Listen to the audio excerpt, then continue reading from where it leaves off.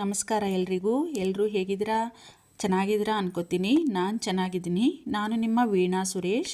ನಿಮಗೆಲ್ರಿಗೂ ನನ್ನ ಕಾರ್ಯಕ್ರಮವಾದ ಕಥಾಸರಣಿ ರಾಗಸುತೆ ಜೊತೆ ಕಾರ್ಯಕ್ರಮಕ್ಕೆ ಮತ್ತೊಮ್ಮೆ ಆತ್ಮೀಯ ಸ್ವಾಗತ. ಇದು ನನ್ನ ಮೊದಲ ಕಥೆ ಕೆಣಕುತ್ತಿದೆ ನಿನ್ನ ಕಣ್ಣೋಟ ಕಥೆಯ ಮುಂದುವರೆದ ಭಾಗ. ಪ್ಲೀಸ್ ಎಲ್ಲ ಕೇಳಿ ನೋಡಿ ಸಬ್ಸ್ಕ್ರೈಬ್ ಮಾಡ್ಕೊಳ್ಳಿ. ನೀವು ನನ್ನ ಮೇಲೆ ಎಲ್ಲ ಭಾರ ಹೊರಿಸಿ ಭಾರದ ಲೋಕಕ್ಕೆ ಹೋಗ್ಬಿಟ್ರಿ ನೋಡಿ. ನಾನು ನನ್ನ ನೋವನ್ನು ಯಾರ ಹತ್ರ ಹೇಳ್ಕೊಳ್ಳಿ ಅಮ್ಮ? ಹೀಗೆ ನನ್ನ ಮತ್ತೆ ಅನಾಥನನ್ನಾಗಿ ಮಾಡಿ ಹೋಗಬಾರ್ದಿತ್ತು ನೀವು. ಎಲ್ಲ ಅವಳಿಂದ. ಅವಳೊಬ್ಬಳು ನನ್ನ ಜೀವನದಲ್ಲಿ ಬರೆದಿದ್ದರೆ ಅಮ್ಮ ನನ್ನಿಂದ ದೂರ ಆಗ್ತಾ ಇರಲಿಲ್ಲ. ಹಲ್ಲು ಕಡಿದ. ಒಂದು ರೀತಿಯಲ್ಲಿ ನಾನು ಅಮ್ಮನ ಸಾವಿಗೆ ಕಾರಣನಾದೆ. ಬಾಲ್ಕನಿಯಲ್ಲಿ ಕುಳಿತು ಆಕಾಶವನ್ನೇ ನೋಡುತ್ತಾ ಕಣ್ತುಂಬಿಕೊಂಡ ಶರಶ್ಚಂದ್ರ ಅಮ್ಮನೇ ಮಡಿಲಲ್ಲಿ ಮಲಗಿಸಿಕೊಂಡು ಸಮಾಧಾನಪಡಿಸಿದಂಥ ಭಾವ ಅವನಿಗೆ. ಸ್ವಲ್ಪ ಸಮಾಧಾನ ದೊರೆತಂತಾಯಿತು ಅವನ ಮನಸ್ಸಿಗೆ. ರಂಗಜ್ಜ ತಂದುಕೊಟ್ಟ 1 ಲೋಟ ಬಾದಾಮಿ ಹಾಲನ್ನು ಕುಡಿದು ತನ್ನ ರೂಮಿಗೆ ಹೋಗಿ ವಿಶಾಲವಾದ ಹಾಸಿಗೆಯ ಮೇಲೆ ಮೈಚಾಚಿದ. ಮರುದಿನದ ಕೆಲಸದ ಬಗ್ಗೆ ಯೋಚಿಸಿದ. ಕಾಲೇಜಿಗೆ ಹೋಗುವುದು ಕಷ್ಟ ಎನಿಸಿತು. ಫ್ಯಾಕ್ಟರಿಯಲ್ಲಿ ಒಂದು ಸಮಸ್ಯೆಯಾಗಿದೆ, ನೀವು ಬರಲೇಬೇಕಾಗುತ್ತದೆ ಎಂದು ಅಲ್ಲಿನ ಆಡಳಿತ ಮಂಡಳಿಯ ಇತರೆ ಸದಸ್ಯರು ಹೇಳಿದ್ದರಿಂದ ಅಲ್ಲಿ ಹೋಗುವುದು ಅನಿವಾರ್ಯವಾಗಿತ್ತವನಿಗೆ. ಯೋಚಿಸುತ್ತಲೇ ನಿದ್ದೆಗೆ ಜಾರಿದ. ತನ್ನ ದಿಂಬಿನ ಅಡಿಯಲ್ಲಿರುವ ಡೈರಿ ತೆಗೆದಳು ಪ್ರಾರ್ಥನಾಗೆ ಚಿಕ್ಕಂದಿನಿಂದಲೂ ಡೈರಿ ಬರೆಯುವುದು ಅಭ್ಯಾಸ.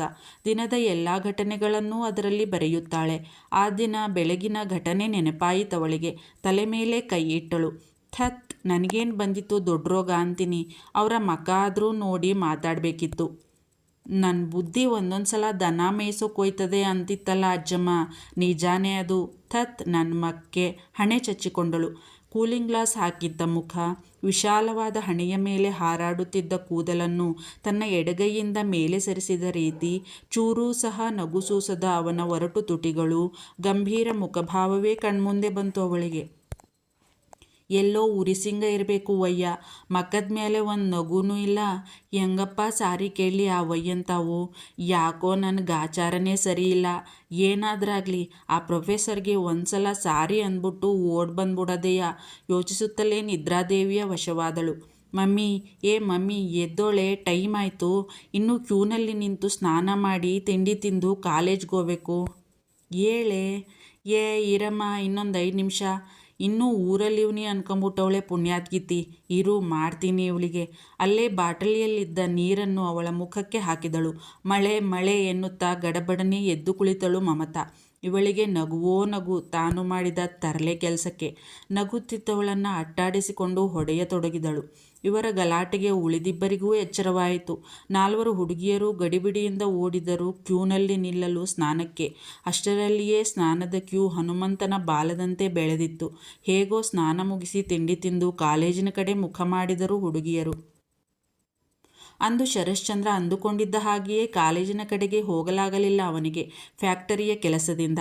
ಅಂದು ಕಾಲೇಜಿನ ಲೇಡಿ ಲೆಕ್ಚರರ್ ಇಂಟರ್ವ್ಯೂ ಶರಶ್ಚಂದ್ರನ ಅನುಪಸ್ಥಿತಿಯಲ್ಲೇ ಜರುಗಿತು.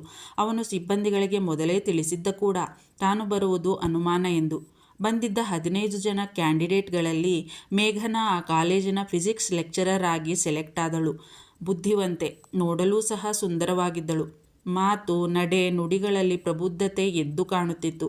ಅವಳ ಎಕ್ಸ್ಪೀರಿಯನ್ಸ್ಗೆ, ಅವಳ ಬೋಧನೆಯ ಟ್ಯಾಲೆಂಟ್ಗೆ ಅವಳಿಗೆ ಇನ್ನೂ ಒಳ್ಳೆಯ ಕೆಲಸ ಎಲ್ಲಾದರೂ ಸಿಗುತ್ತಿತ್ತು. ಅವಳು ಇದೇ ಕಾಲೇಜ್ ಬೇಕೆಂದೇ ಇಲ್ಲೇ ಇಂಟರ್ವ್ಯೂಗೆ ಬಂದಿದ್ದಳು. ಕಾರಣವೇನೋ ಅವತ್ತಿನಿಂದಲೇ ಅವಳು ಡ್ಯೂಟಿಗೆ ಜಾಯ್ನ್ ಆಗಿದ್ದಳು. ಫಸ್ಟ್ ಇಯರ್ BScಗೆ ಅವಳು ಕ್ಲಾಸ್ ತೆಗೆದುಕೊಳ್ಳಬೇಕಿತ್ತು. ಕೈಯಲ್ಲಿ ನೋಟ್ಬುಕ್ ಹಿಡಿದು ಕ್ಲಾಸ್ ರೂಮ್ಗೆ ಬಂದಳು ಮೇಘನಾ. ಅವಳನ್ನು ನೋಡಿದ ವಿದ್ಯಾರ್ಥಿಗಳು ತಮ್ಮಲ್ಲೇ ಗುಸುಗುಸು ಮಾತಾಡತೊಡಗಿದರು. ಮೇಡಮ್ ಎಷ್ಟು ಚಂದಾಗವ್ರೆ ಅಲ್ವೇನೆ ಮಮ್ಮಿ? ಎಷ್ಟು ಚಂದ ಸೀರೆ ಉಟ್ಟವ್ರೆ. ಮಕ ನೋಡು ಹೆಂಗೆ ಬೆಳ್ಳಗೆ ಹೊಳಿತಾದೆ. ತನ್ನ ಗೆಳತಿಯ ಕಿವಿಯಲ್ಲಿ ಪಿಸುಗುಟ್ಟಿದಳು ಪ್ರಾರ್ಥನಾ. ಎಲ್ಲ ವಿದ್ಯಾರ್ಥಿಗಳದ್ದು ಇದೇ ಮಾತು. ಅಷ್ಟರಲ್ಲಿ, good morning students, I am your new physics lecturer ಮೇಘನಾ. ನೀವು ನಿಮ್ಮ ಪರಿಚಯ ಮಾಡಿಕೊಡ್ತೀರಾ? ಅವರವರಲ್ಲೇ ಗುಸುಗುಸು ಮಾತಾಡುತ್ತಿದ್ದವರು ಒಬ್ಬೊಬ್ಬರೇ ಎದ್ದು ನಿಂತು ತಮ್ಮನ್ನು ತಾವು ಪರಿಚಯಿಸಿಕೊಂಡರು.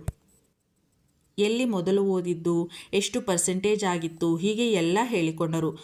ಐ ಆಮ್ ಪ್ರಾರ್ಥನಾ, ಮಂಡ್ಯದಲ್ಲಿ ಓದಿದ್ದು. 99% ನಂದು ಸೆಕೆಂಡ್ ಇಯರಲ್ಲಿ. ವೆರಿ ಗುಡ್, ಒಳ್ಳೆಯ ಮಾರ್ಕ್ಸ್ ತೆಗೆದಿದ್ದೀಯಾ? ಎಲ್ಲರ ಕುರಿತು ತಿಳಿದುಕೊಂಡ ಮೇಘನಾ, ಪ್ರಾರ್ಥನಾ, ನಿನ್ನ ಗರ್ಲ್ಸ್ ಗ್ರೂಪ್ಗೆ CR ಆಗಿ ಚೂಸ್ ಮಾಡಿದ್ದೀನಿ. ಬಾಯ್ಸ್ಗೆ ಪ್ರಣವ್, ನೀನು CR. ಓಕೆ? ಕ್ಲಾಸ್ಗೆ ಸಂಬಂಧಿಸಿದ ಏನೇ ಕೆಲಸ ಇದ್ದರೂ ನೀವೇ ನೋಡ್ಕೋಬೇಕು. ಓಕೆ? ಇವತ್ತಿಗೆ ಇಷ್ಟು ಸಾಕು. ಶಾಂಭವಿಗೆ ಇದನ್ನೆಲ್ಲ ನೋಡಿ ಹೊಟ್ಟೆಯಲ್ಲಿ ಮೆಣಸಿನಕಾಯಿ ಕಿವುಚಿದಂತಾಯಿತು. ಆ ಹಳ್ಳಿ ಗಮಾರಿ ನಮ್ಮ CR ಆಗೋದಾ? ಛೇ, ನಾನೇನು ಕಡಿಮೆ ಇದ್ದೆ ಅವರಿಗಿಂತ? ಏನೋ ಪರ್ಸೆಂಟೇಜ್ ಕಡಿಮೆ ಬಂದಿರ್ಬೋದು. ಓದಿನಲ್ಲಿ ಮುಂದಿದ್ರೆ ಸಾಕಾ? ಲೀಡರ್ಶಿಪ್ ಕ್ವಾಲಿಟಿ ಬೇಡವಾ? ಮೇಡಮ್ಗೆ ಬುದ್ಧಿ ಬೇಡವಾ? ಆ ಬುದ್ಧನ ಹೋಗಿ ಹೋಗಿ ಲೀಡರ್ ಮಾಡಿದ್ದಾರೆ. ತನ್ನ ಗೆಳತಿಯ ಹತ್ತಿರ ಕಿರುಚಾಡಿದಳು. ಅವಳಾದರೂ ಏನು ಹೇಳ್ತಾಳೆ?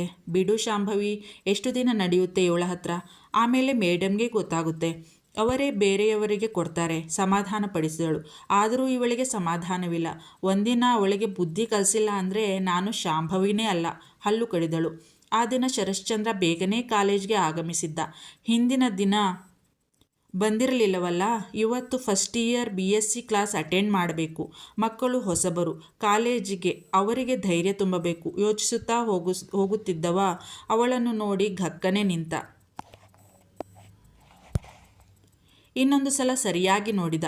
ಅನುಮಾನವೇ ಇಲ್ಲ, ಯಾರನ್ನು ತಾನು ಒಂದು ಕಾಲದಲ್ಲಿ ಮನಸಾರ ಪ್ರೀತಿಸುತ್ತಿದ್ದನೋ ಈಗ ಯಾರನ್ನು ತಾನು ಕಾಯ ವಾಚ ಮನಸ ದ್ವೇಷಿಸುತ್ತಾನೋ, ಯಾರನ್ನು ತಾನು ಮತ್ತೆ ಜೀವಮಾನದಲ್ಲೇ ನೋಡಬಾರದು ಎಂದು ಮನಸಾರ ಕೋರಿಕೊಂಡಿದ್ದನೋ ಅವಳೇ ತನ್ನ ಎದುರಿಗೆ ನಿಂತಿದ್ದಾಳೆ. ಮೇಘನಾ, ಬರೋಬ್ಬರಿ 8 ವರ್ಷದ ನಂತರ.